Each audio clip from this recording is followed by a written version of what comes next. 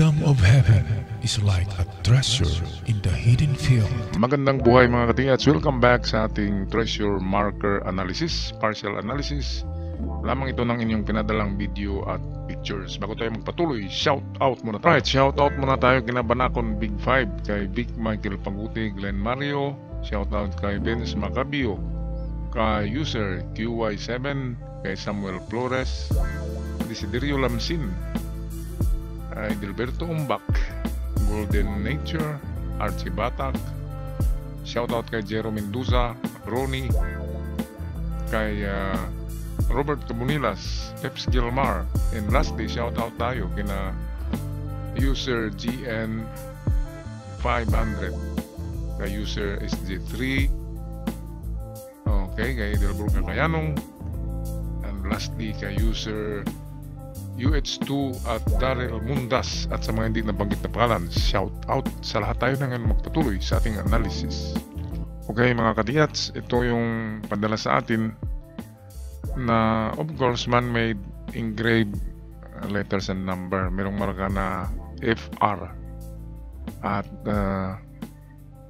LC 129/8. Okay, so walang kaduda-duda, ito ay man-made, talagang kinarbihan dyan sa bato. Ngayon, itong FR, kung pagbasihan natin ang land survey ng DENR, ang kahulugan nito ay forest reserve. Lalo na narito yung arrow sa baba,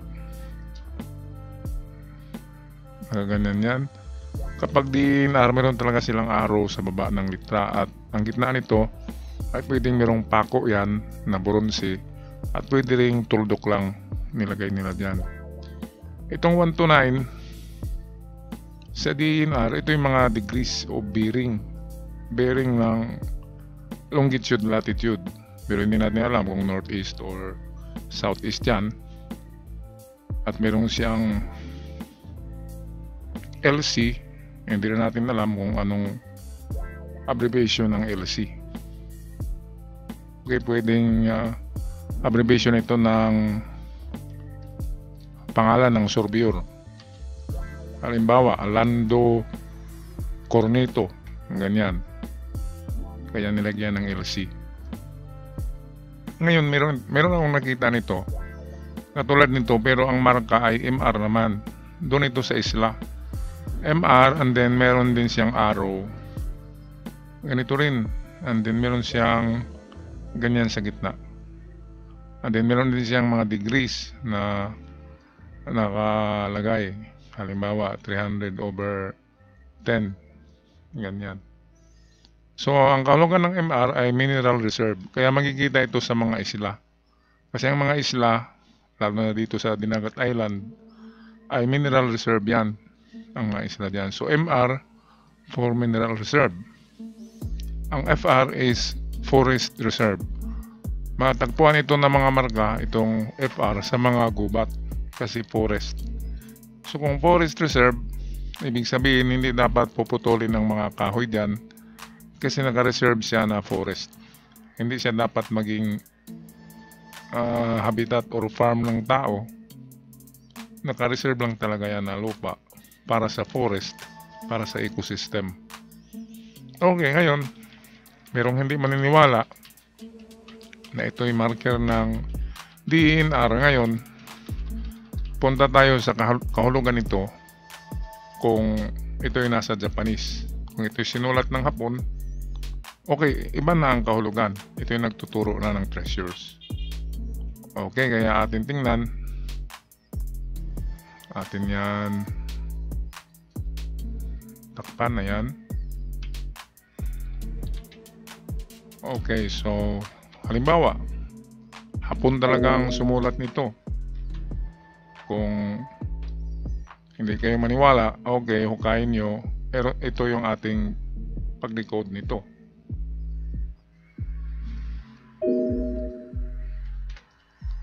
Okay, so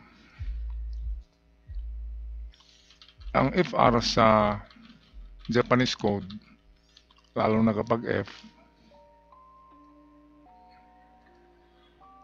Okay, lalo na kapag F ay nagsasabi na nasa kahoy. Sa tree. Okay. So, F is for tree, R is for distances. Ang R kasi na pagkasulat sa Hapon, ito'y unit ng Siako.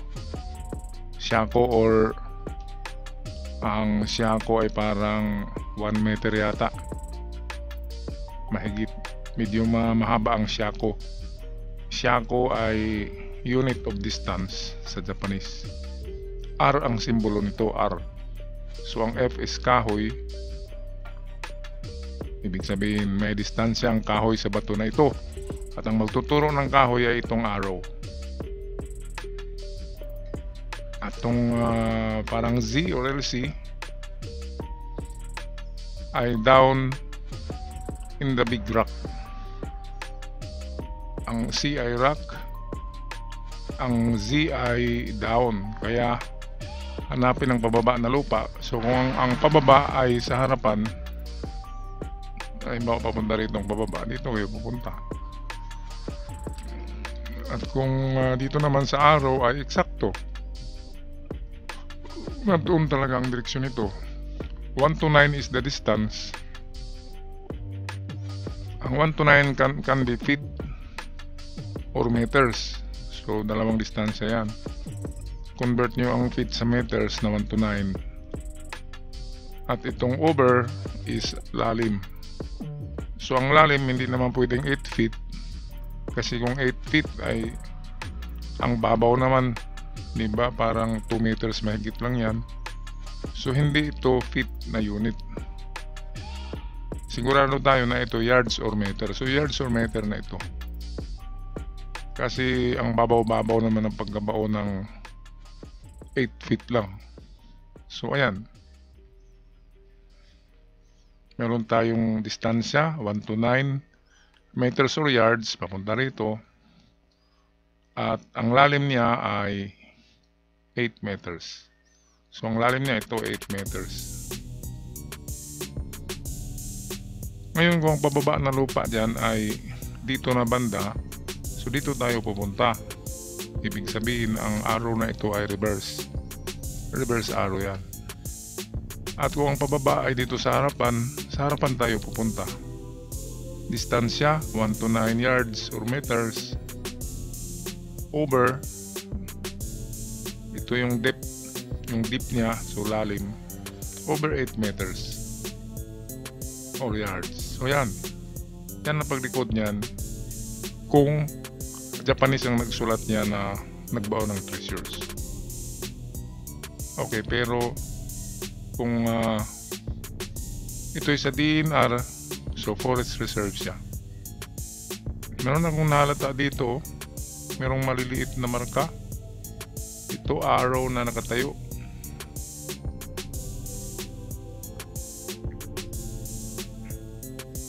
Ito parang yung tao na ganyan. So ang klaro rito itong arrow lang. So arrow nakatayo na arrow means sa baba niya. So sa baba niya. Okay, ang gulo-gulo no. Bakit ba kasi nilagyan ng maliliit ito? So arrow na nakatayo, hindi yan doon sa likod. Dito yan sa harapan niya, down under. Dito na side na bato ito. Yan. Ngayon punta tayo sa ibang side. Ito yung bato na merong dalawang mata, maliit, malaki, at may ganyan pa, and then meron na namang ganyan, then may ilong na maliit, at meron siyang bibig. Okay, nakatingin siya dito na bato, kaya check nyo ang bato na ito. Masuhin nyo, pakinggan nyo ang tunog kung hollow rock, at kung hollow rock yan, diyan na oras nyo basagin ng bato. Tingnan natin ang ibang anggulo nito. Ito yung anggulo niya. So ito yung ilong. Nandito yung mata. Ito.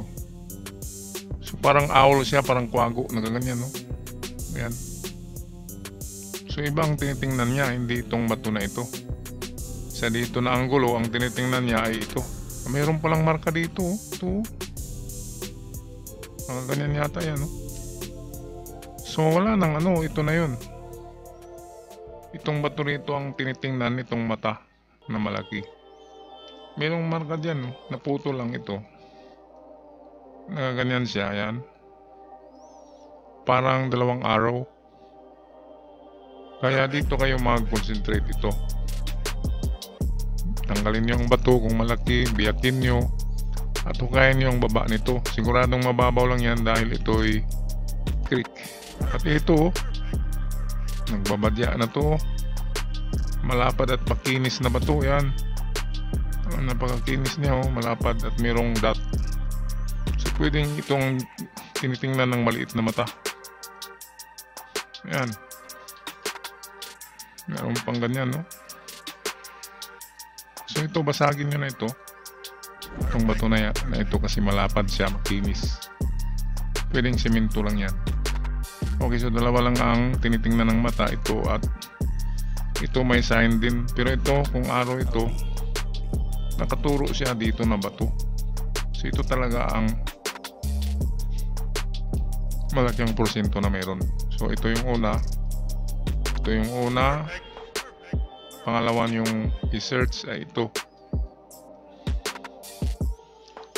Okay, so napakagandang marker. Merong mga counter signs. Yan ang maganda sa Yamashita Treasures. Ituturo ka talaga ng 3 beses, 2 beses. Hindi yung pag makita mo yung marker, yun na talaga kaagad. Ipapasa ka pa niyan sa ibang sign. Ipapasa na naman. At bago nyo makuha, ibig sabihin talagang pahirapan kayo. Meron pa pala dito. Ito. Tingnan nyo ito kung ganyan yan.